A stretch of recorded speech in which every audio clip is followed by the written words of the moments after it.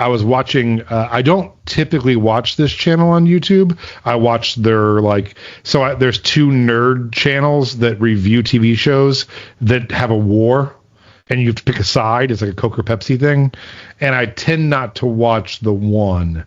But he had an update about the channel and I thought maybe he was quitting or something. So I'm like, oh, I'll watch this. And, he lives in England where they have tiny yards, and he made enough money that they built a shed attached to the house and built him a studio to do it. And he's one of the biggest YouTubers. I was so shocked. He was like, yeah, we were doing this for the last 10 years in our spare bedroom. And he showed the set, and the set was you would open the door and then just climb across the desk to get into this really nice YouTube set. And he's like, I have two boys who were just beating the shit out of each other right off camera. The dog's barking, He's like, it's been hard to have a popular YouTube, and they do hour-long commentaries once a week. So he's like, it's usually 4 to 6 hours a week of filming, being quiet, so that's where I'm at. I'm going to build a set in the garage at some point and nice just podcast out of my garage at some point. Yeah. At some point I can switch to podcasting from the basement studio. I mean, in not too short time. I mean, I've got baseboard in the bathroom left to put up. The toilet and the sink have to go in and the doors have to get hung, and it's pretty much done for the whole awesome. Basement. Yeah. How cool. Yeah, the last couple of weeks I've been podcasting from my living room, and I was pretty sure that's where I was going to do it. I set up my whole computer desk, and I'm like, yeah, I'll have my desk in the living room.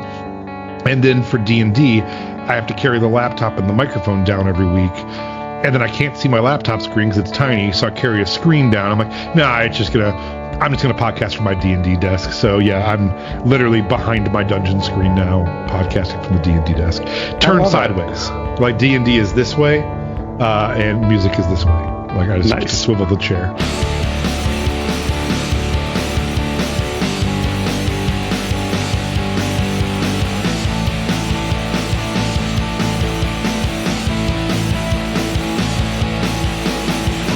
This is the Insignificants, the oral history of Darling Waste. With me is Mr. Darling Waste himself, Lance. I'm Jamie, and so thank you all for joining us on what we are quite sure is your favorite podcast. So I have something that I thought was neat this week before we jump into the song. So I'm not going to spoil what I was watching because I think I'm going to wreck it.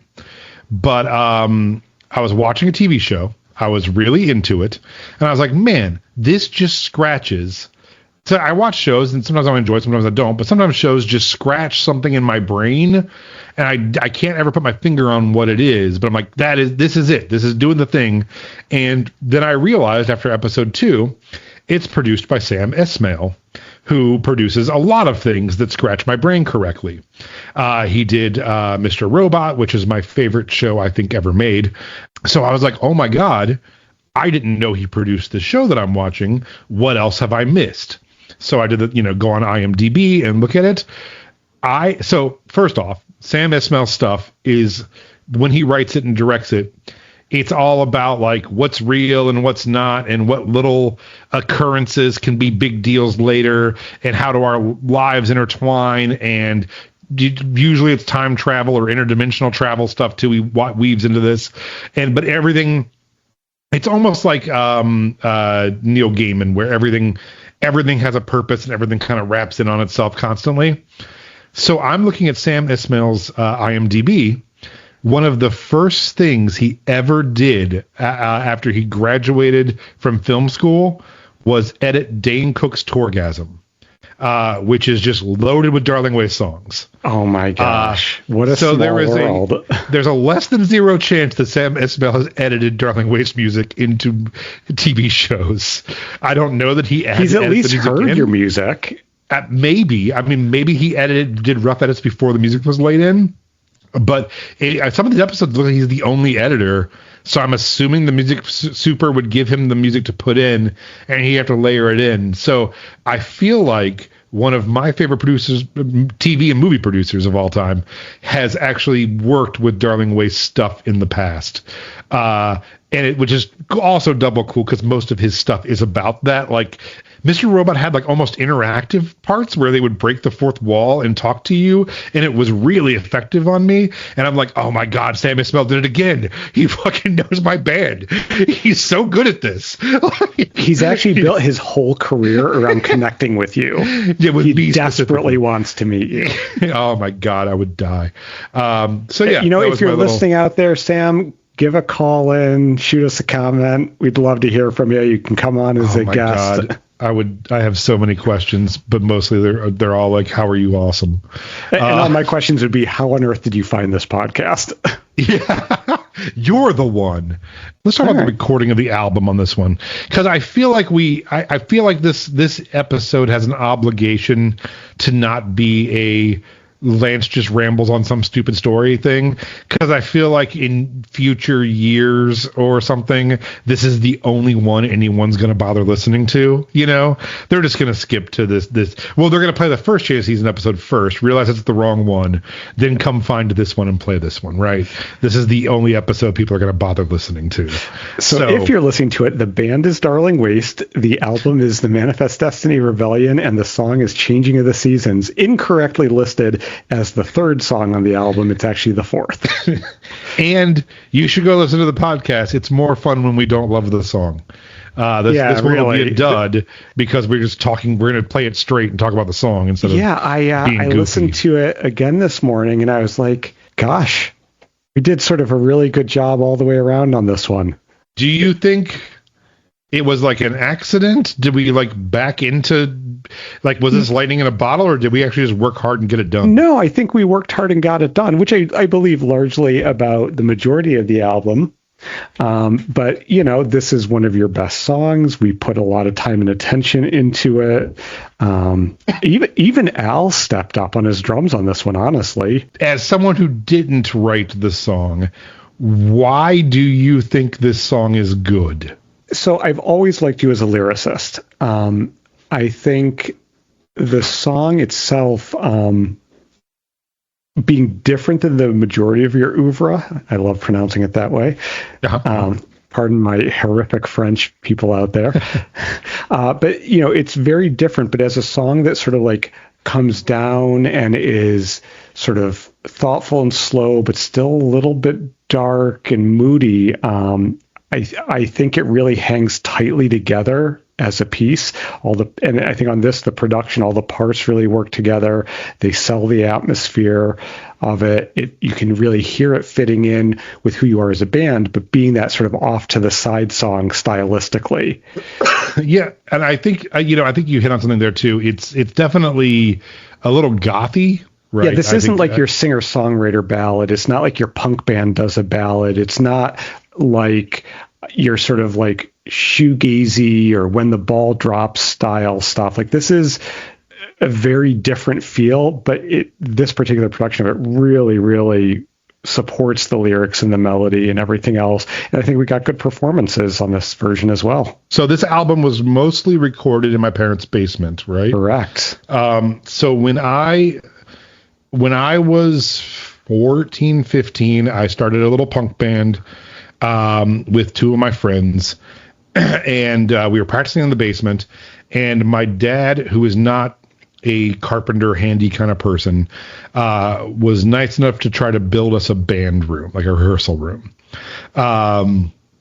So he built the two walls, and put it in the corner.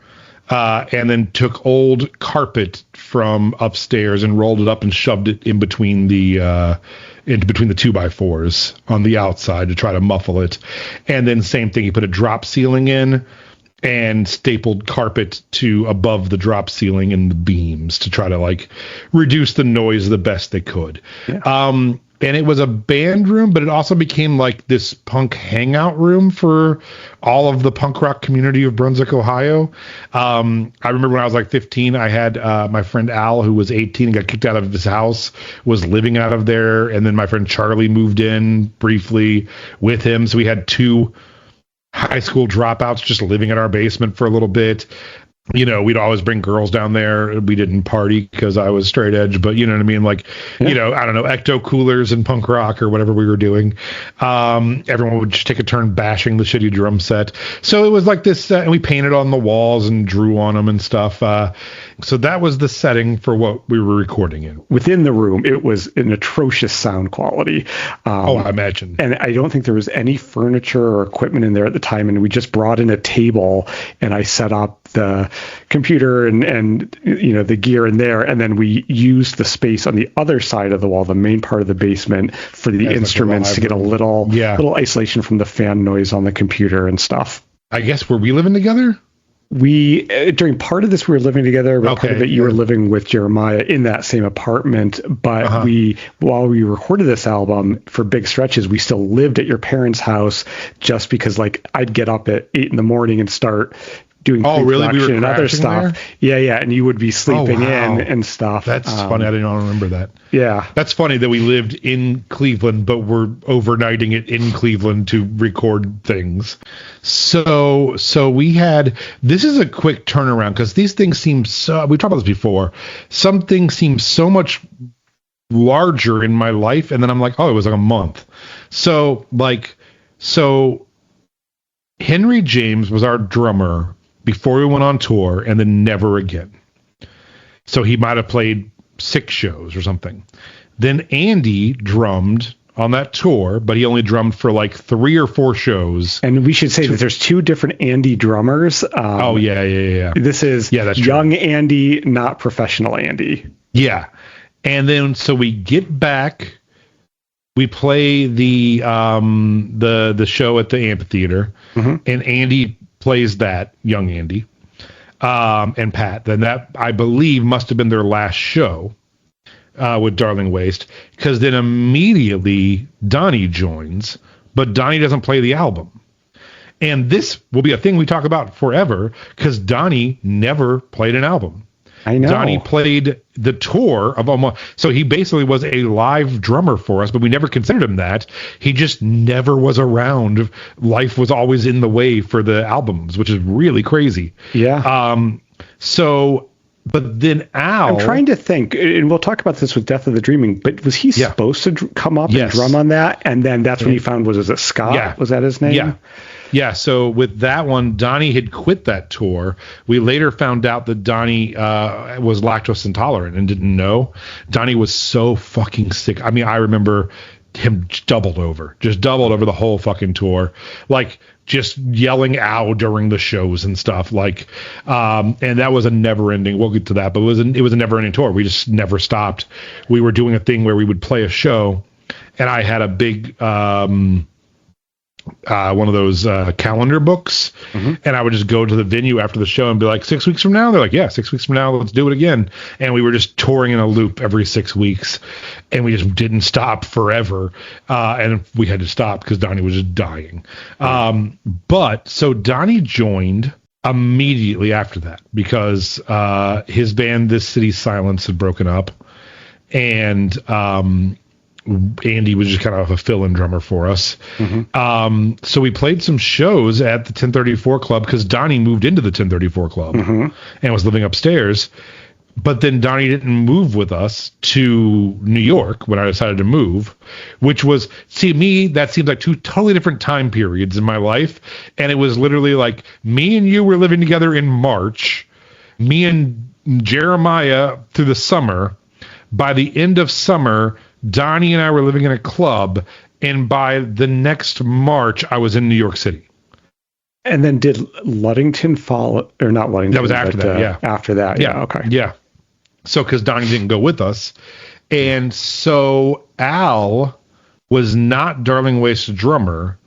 He was a drummer that you knew from another project. Yeah, so I had, there was this younger singer-songwriter. I'm going to guess that he was between, like, post high school, but like 18 to 20.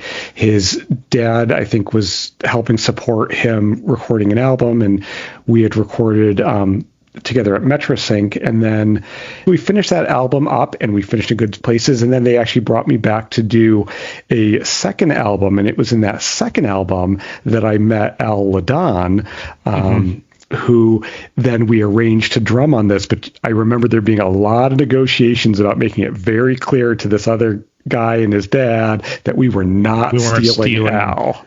And then what did I do? I stole Al. You stole him. Al was older than us. Maybe by 15, 20 years? Yeah, he had to be in his mid-40s by that time. Probably, yeah, early to mid-40s for sure. The weirdest thing, I do remember him drumming because, spoilers, he goes on a big tour with us later. He just had the lightest touch, and I would watch him, and he would come down hard, but wouldn't strike the drum. As soon as he got to the drum, he'd bounce back up. He had like a percussive thing. So me personally, and I don't know if this is just from the punk scene or what, I never want a drummer to go lighter on playing a drum kit, and I always want them to beat the fuck out of it, even if it's a ballad. I just think hitting a drum hard and then turning it down always sounds better in my brain. So where I think that really is helpful is with drummers that are a little inconsistent in their touch. It makes, by them trying to play hard, it makes the hits more even, and that keeps the tone consistent from hit to hit. A classic example for me of a drummer doing the exact opposite is one of the early Snow Patrol albums, probably from right around this era. The drummer is playing incredibly light, and they have it cranked, and it gives it such an unusual tonal quality. Oh, really? I think it really comes down to technique. A drummer that has good technique is going to be able to get the sound they want for that particular song. It's just sometimes I'll be listening to a song and I'm like, man, I wish this drummer would have went for it more. Like they're just tapping along. And I'm like, God, they could have really energized this song if the drummer would just fucking get into it, you know? Sometimes that's bad miking technique and bad mixing technique that can make drums sound small too. So hard to know. Okay, so back to it. Al played drums. And the thing that Al did on this song that I like the least was our decision and not his. Do you know what it is? No. Not to keep time on a ride cymbal in the second verse and just do kick, snare, nothing else. Oh, it did. Interesting. It didn't bother me today when I listened to it, but I'll have to go back. So, and then we've talked about it a couple times on the podcast, but just to rehash, those are real strings. We hired real players that you got who are it was a trio that we recorded twice, right? So they were three musicians I went to school at Cleveland Institute of Music with. They're all working on, becoming major orchestral players. They're all prodigies and friends that we were able to hire dirt cheap. And so I sat and I just, orchestrated the parts, printed them out on your mom's computer, and they came in and just sight read the parts. So that's so cool. That's like I think that's the most traditional music thing we ever did. Probably. For Darling Waste is like, it's really like 1950s string parts. Like you just print it out, orchestra comes in, they play it once and they leave. Yeah, how cool is that? And then let's see, and then the piano for this one. Do you think this is... I think it's my homemade samples from the 9-foot Steinway. It sounds like it. So for those that don't know, when I worked at MetroSync, every now and again we'd have a big jazz session and we would rent a Steinway from Steinway & Sons in New York City. They'd drive it to Cleveland. And so whenever we had it, we would try to book sessions around the people that actually paid for it to get extra time out of it. So either we had access to it to record you, and in listening to it, I think this is what it was, is one evening when we had it, I sat and I made my own custom sample set, hitting every key at multiple velocities with multiple mic setups. And then mapped it onto a sampler in Reason. In the earliest versions of Propeller had Reason, but still mapped it onto a custom sampler. And I use it to this day because it's a really damn good sounding piano sample. It is a great sounding sample. And I had it for years. And I will tell you, so, this is not to toot my own horn, but I got a lot of gigs as an orchestrator. Not a word. Yeah, it is. Is it a word? Sweet. Yeah. Arranger. Yeah. But a lot of, hardcore bands, rappers, I became for several years there the guy who can give you the big cinematic strings and piano stuff, right? Give me a couple $100 in a week and I send it back to you and I've play all over your record and you can take what you want, Yep. But a lot of times, even particularly with rappers and other producers in the rap world, they'd be like, yo, how did you get that piano sound? It was such a pleasure to come with my own sample. They're like, whoa, what program is that? Or what sample set? Or where'd you get that from? What's that called? And it's like, no, that's literally proprietary piano that my friend made. And so that piano is all over a bunch of hip hop songs. Playing keys all over a bunch of hardcore band stuff. So yeah, and that's awesome. I was so into that in that era. I made all those handbell samples that we used. Oh yeah, and I started back then doing my string samples. I never finished those, but that was one of them. Yeah. Yeah. So and then I've always been decent at arranging. You've been really good at arranging as well.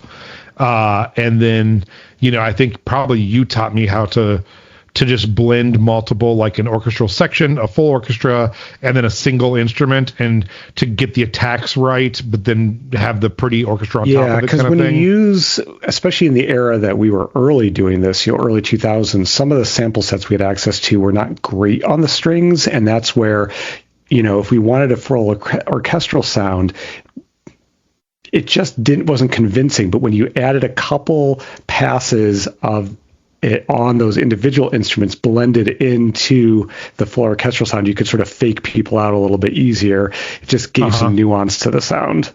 No, and it's funny too, because I remember distinctly being with some rappers from Philly, and they wanted the big, that Kanye West string kind of sound, and I would play it, and they're like, "Oh, that's really good. That's really good." I'm like, "No, this is just the orchestra. Hold on," And then once I got it, I would separate it and then put just a section on it, and they'd be like, "Oh, that's really good." I'm like, "Hold on," and then get the single ones out, pan one left, one right, and just tweak them a little bit. And I'm like, now that's one. Now we got 2, 3, and 4 to do, and then put them all together. 16, 20 tracks. They're like, "Oh my god!" I'm like, now let's get some horns in this. Right. They're like, what the fuck? I remember just for an hour, people just losing their mind because we just knew how to layer that stuff right. Yeah. Is it me or is it you on piano? Is it you on piano? Maybe on this one, it's you.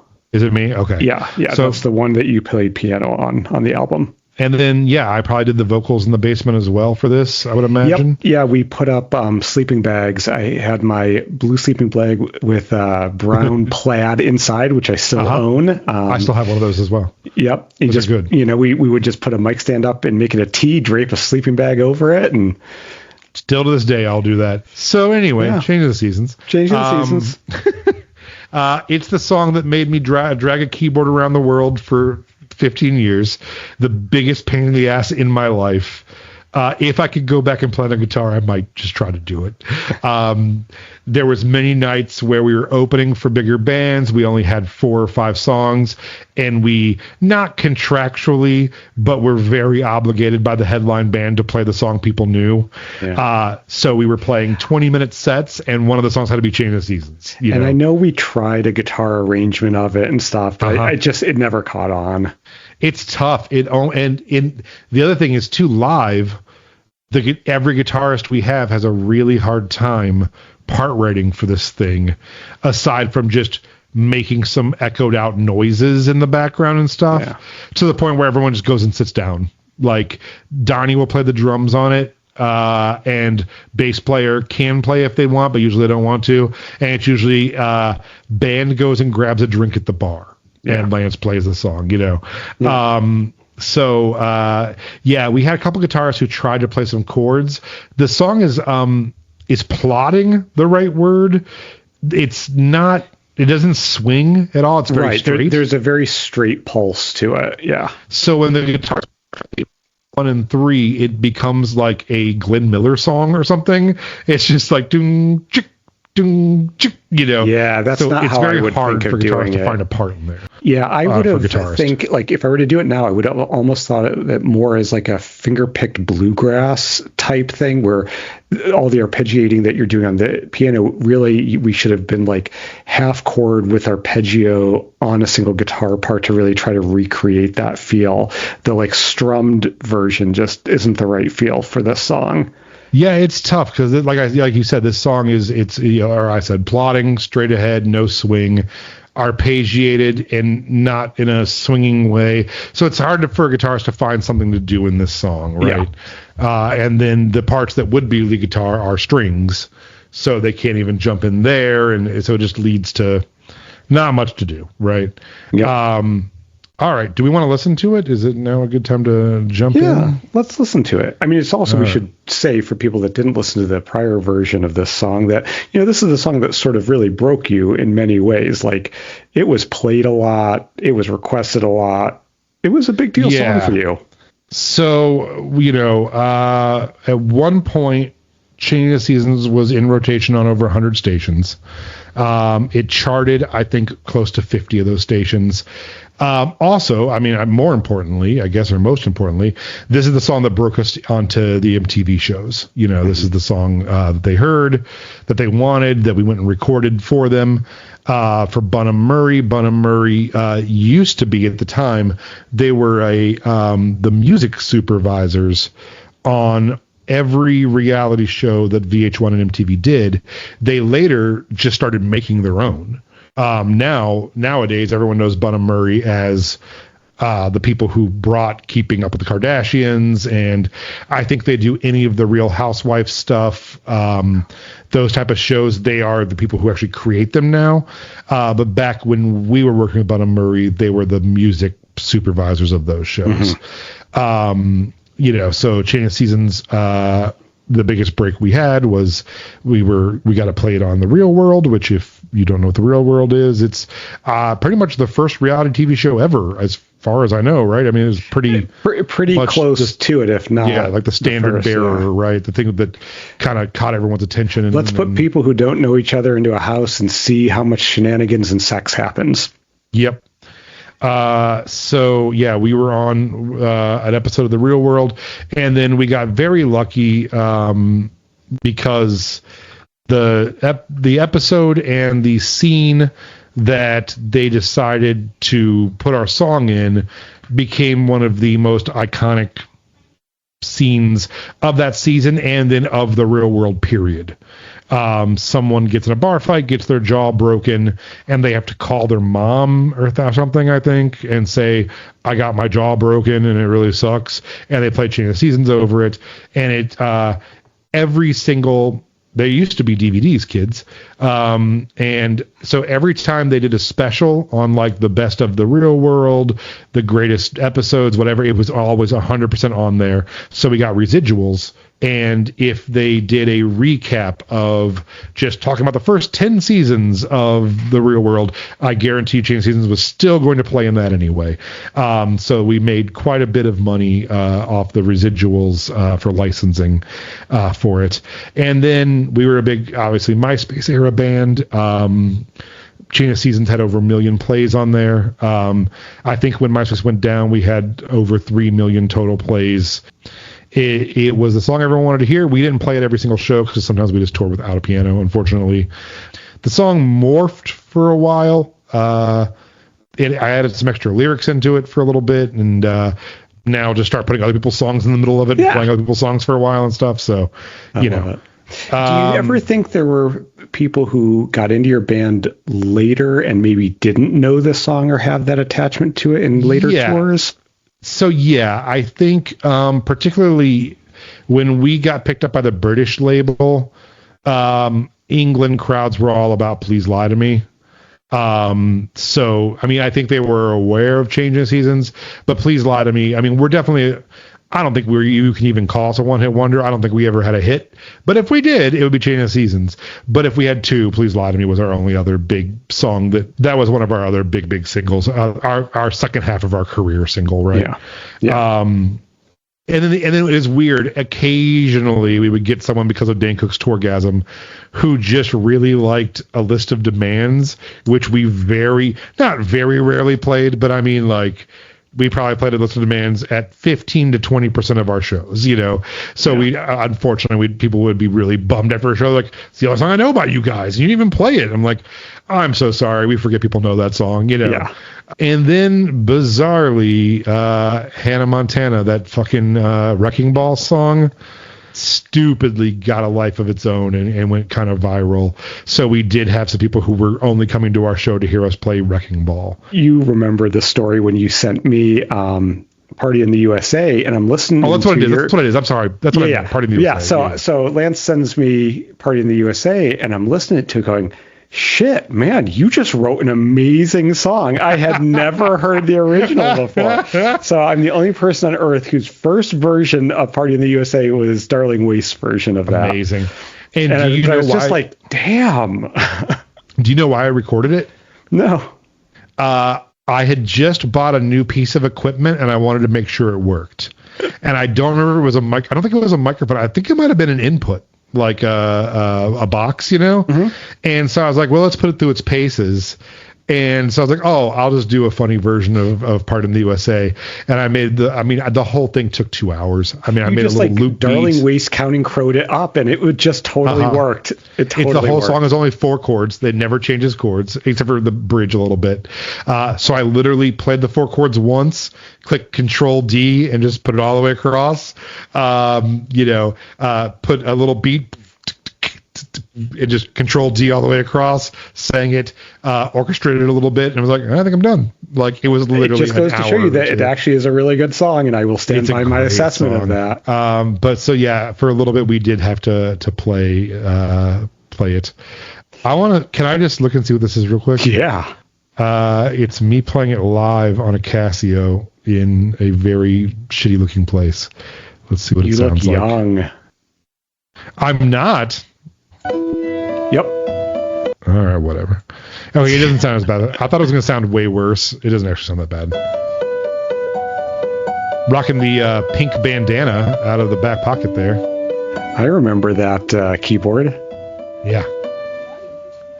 No, this is later. This is later, Darling Waste, because this is post. I mean, Justin's probably here. This is probably post England. There's Noah sitting there. Oh gosh, yeah. Oh, he is drumming. Oh, I'm bumping the speed now. Justin's playing bass. Justin's wearing a shirt that says sex. That's my shirt. So that note, the low note there, the doom, was broken. We had broken it off the keyboard, so there was no sensitivity on that note. It just slammed every time. No matter what I did, it would slam. All right, record it. Our new album that just came out is nominated for a British Music Award. I'm singing. I got a really high voice in that. I don't think I could talk that high if I tried now. We got a... Our new album that just came out is nominated for a British Music Award. Are you sure that's you? It's called Changing the Seasons. Yeah. Yeah, this is when we had 2 keyboard players. It's me and Mikey. Oh my gosh. He's like playing the string synth. Really like in the song how the musical rhythm and flow is very different than the vocal rhythm and flow. I think that for such a simple song in some ways, that adds a layer of complexity, how sort of divorced those two are. Here's live in Scotland. This is Darling Waste, and this is Changing the Seasons. See, I had to drag a keyboard everywhere and play it everywhere. I'm trying to see if there's... Yeah, hey, here's new lyrics. This is... I don't know what's up with that rhythm.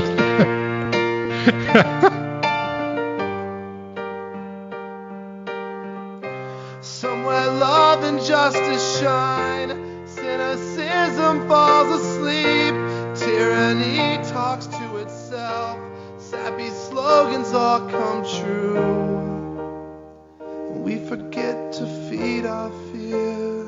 So, fun story. That's Weaker Than's lyrics. I was going to say, that sounded familiar to me. I love the Weaker Thans. And so I'll throw that into songs. I've thrown that, like, those lyrics into so many different version Darling Waste songs. I just love those lyrics. And some girl came up to us one time and was like, hey, I want you to know that I was in a car with someone and they were playing the Weekends, and that happened, and I lost my shit because I just always thought you were making things up live.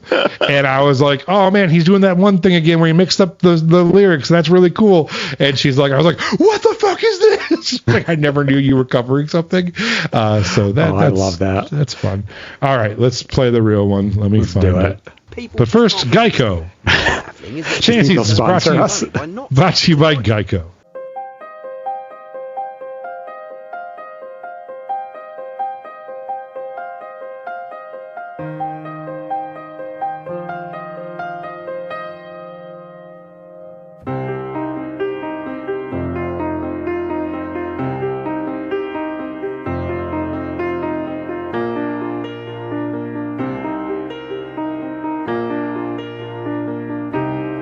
Intro already sounding better than the original. I like the little pause in there, but overall, pretty much the same thing. Piano sounds good.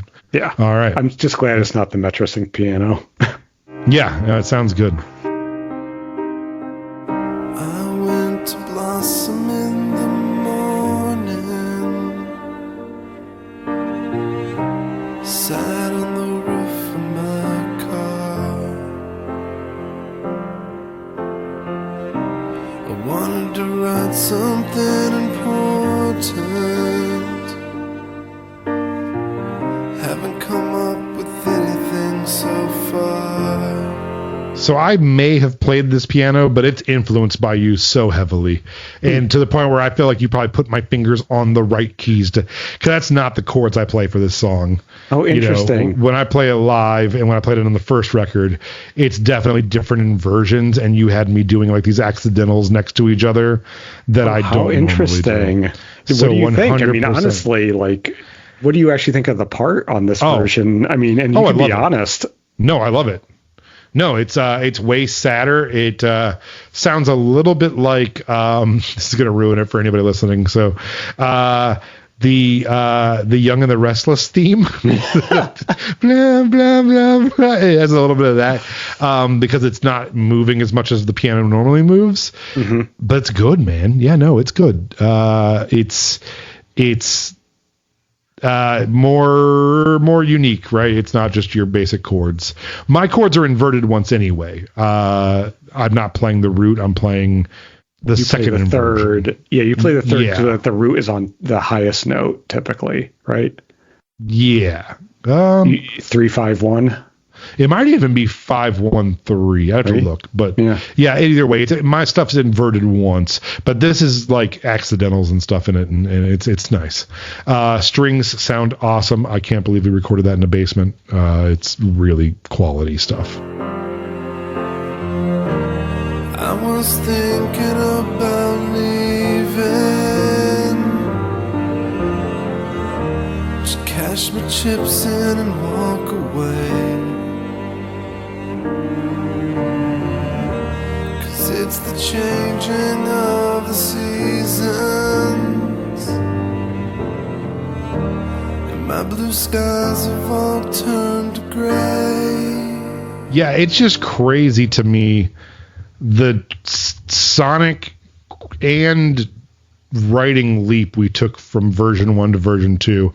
The string arrangement is bananas. It's so good. Oh, and it's it's not understated because they're playing a ton, but it's perfect, and it's harmonizing what I'm doing, and it's not playing the obvious lines, and it's really nice. It's really nice. And the low double bass bowed is wonderful sounding. Yeah, he was a great guy.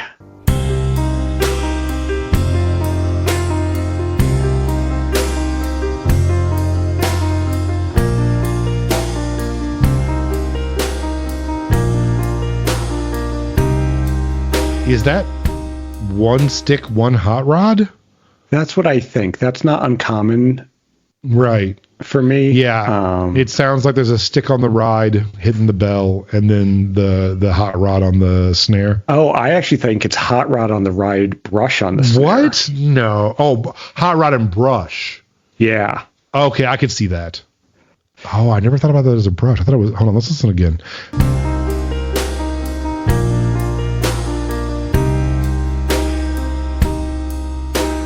I don't know. He had to be smacking it to get that, if that's a brush. Maybe, but you can also close the width of the brush fan. Oh, true. Al Ladon, if you are out there, call in. Yeah, what did you play on this? And how did you twirl it? And how did you find our numbers now? Are you in the room with me now, Al? Okay, so this is the part where I wish... I get it that we wanted to come down off the ride. Yeah, you know I love my contrast and my big open spaces. And I get it.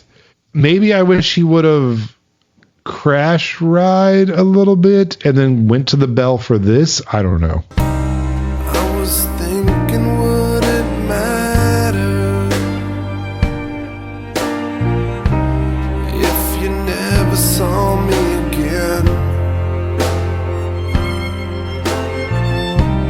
'Cause my life is torn and tattered,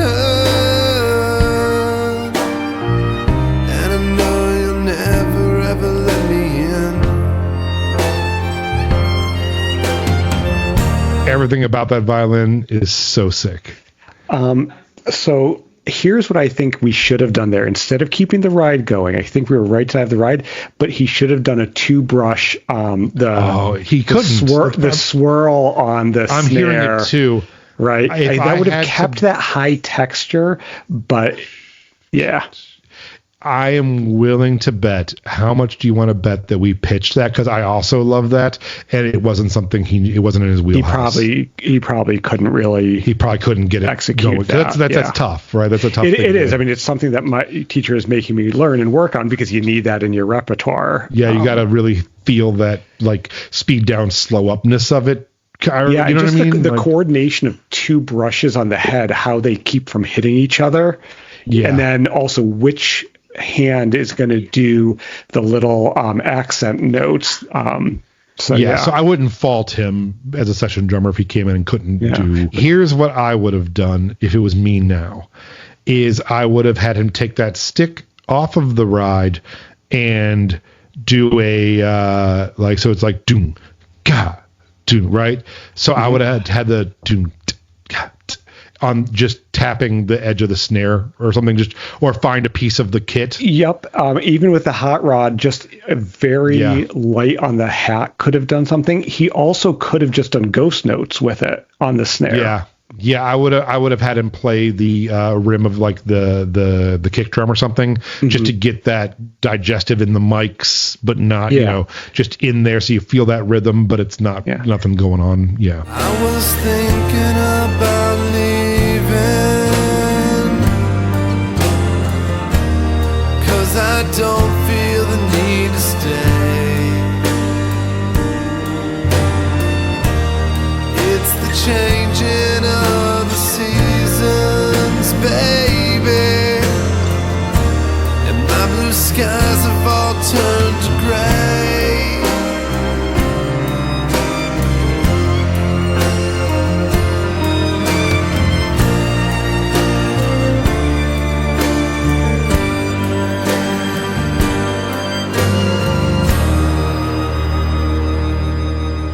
So there is guitar.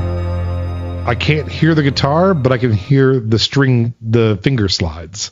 Yeah, it's just the littlest bit in there. I hear just like a zip, zip, zip of someone playing an acoustic guitar. Overall, man, just such a quantum leap for us. Vocals are light years better. Oh, yeah. The arrangement's better. And then this part coming up is not in the first song. Mm-hmm. I didn't even realize that until we listened to it. I'm like, oh, there's no B part where we leave the song and play this little bridge thing, which really makes the song. I love that part. We always play it twice live, and just like chilling it for a little bit. I will say one of my favorite things, and it didn't happen a ton, probably like less than 10 times, but if I played this song acoustically, meaning without tracks, without a band, right, just on a piano, sometimes you would get kids who would sing the violin part. I'd be like, I was thinking about leaving, and some kid would go ba-da-da-da-da-da, and it was always so fun to like, and then more people would be like, oh, I'll do that too, like ba-da-da-da-da, so that's always really fun. So what you're saying is we need an a cappella group to do a version of this song? Rockapella, the guys from Where in the World's Carmen Sandiego. Yes, that is the only acceptable answer. The Warrant. Yeah, no, for sure. But yeah, and same thing when we hit that the bridge there. You know, there always be people who are like, da, ba, da, da, ba, ba, da, da, da, da, ba, da, da. So it was always fun. It's cool when people know the song well enough to sing the violin parts at you, right? The sun's been stolen from my sky, and the stars fading tonight. I have lived my life in darkness so long. Well, can you shed some light? I was thinking about leaving, just cash my chips in and walk away. It's the changing of the seasons, baby.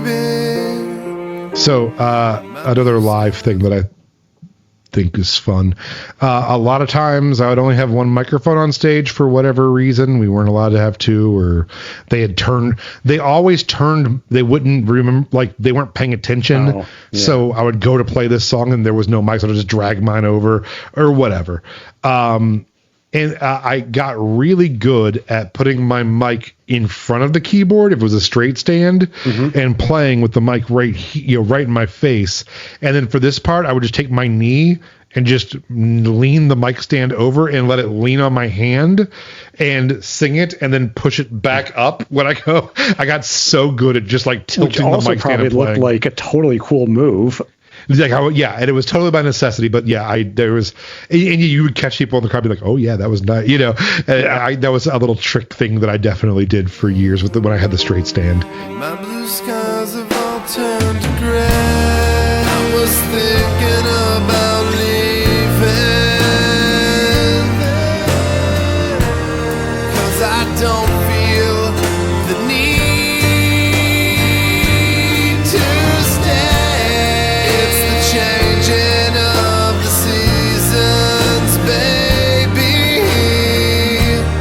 My blue skies have all turned to gray. A lot of dope shit going on there.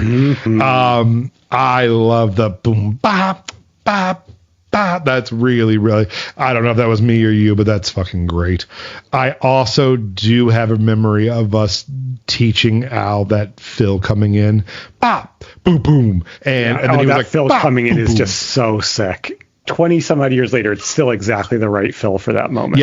Yep, and I do to this day when we play it, the need with the boom bam, I hit it on the piano and the band does it every time. That never went away. We've always loved that little part there, so that's definitely something that's always stayed with the song. Those backing vocals there. Yeah, the need to stay. Yeah, those are good. Gray and on and on.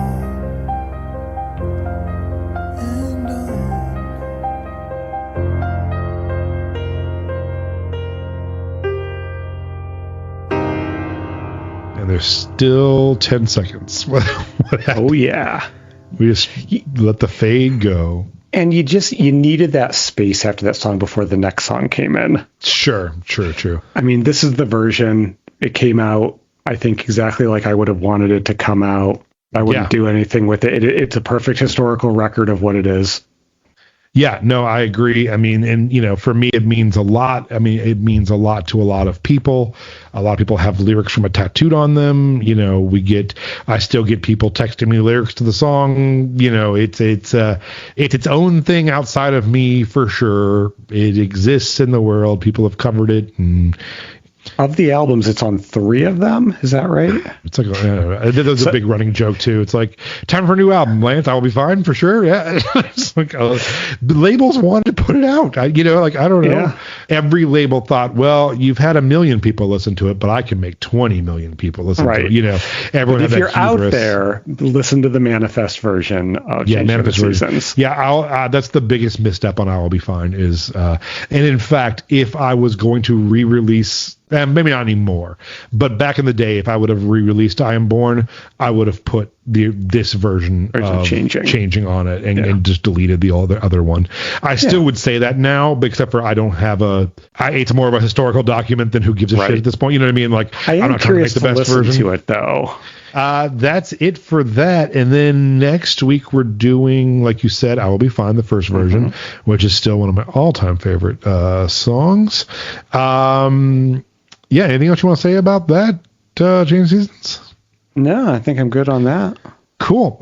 You want to get to our time-honored tradition of making recommendations? Sure. I had the pleasure of listening to a Spanish singer. Her name is Amaya on NPR's Tiny Desk while I ate my lunch today. Nice. I would really recommend checking out her Tiny Desk concert. So AMAIA, I think is...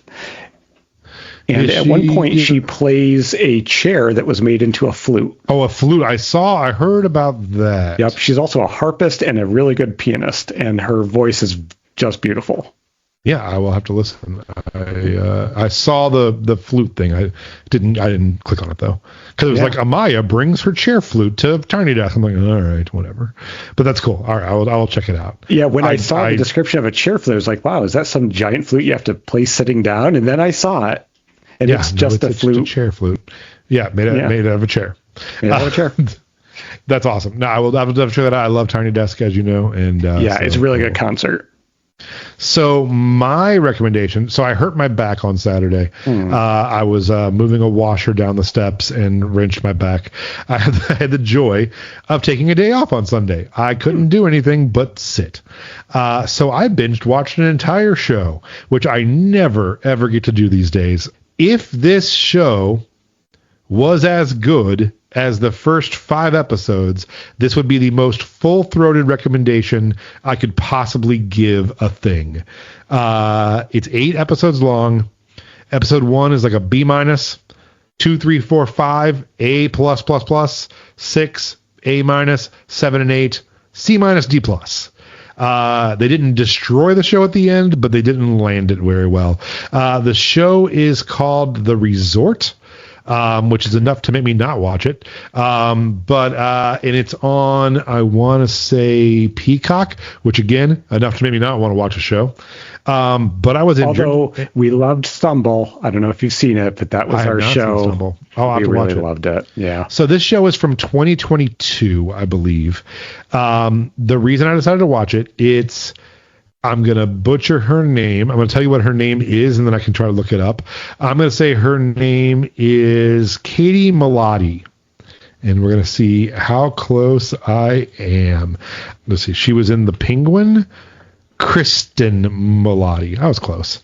I first became aware of her that I know of in Palm Springs. I don't know if you saw that movie. I think it was Amazon, and it's Andy Samberg and her. And so she is also in this TV show. And then her co-star in that is Chidi from The Good Place. I don't know if you're a Good Place person. I loved The Good Place. So William Jackson Harper. It has Nick Offerman, who I really like. And then I don't know if you did Debbie Ryan, but I like Debbie Ryan. It's really weird because it was billed. Yes, so here it is. An anniversary trip puts a marriage to the test when a couple finds themselves embroiled in one of Yucatan's most bizarre, unsolved mysteries from 15 years prior. So I thought, lighthearted murder mystery comedy romance thing. No, it's by Sam Esmail, so it's insanity. And I won't spoil it, but it's way not that at all. But I think what you're saying is it's probably not for me. It's so for me. I don't know. It sits at that same thing as Mr. Robot. It sits at that intersection of like, it's funny, it's serious, it's drama, it's sci-fi. you just aren't sure what the characters are ever going to do next because you're not sure what genre you're in. It's very good. It's quirky. It's fun. Overall, it's definitely worth a binge watch. Cool. All right. Next week, jumping into I Will Be Fine. And maybe we'll talk about building the 1034 Club next week. I think that'd be great. All right, cool. Thank you for doing this. I appreciate you. I will let you get out of here. We're going to end before 7 o'clock. We've done it. We've done it. Great spending the evening with you. Yep. Love you. I will see you next week. Love you. Take care. Bye.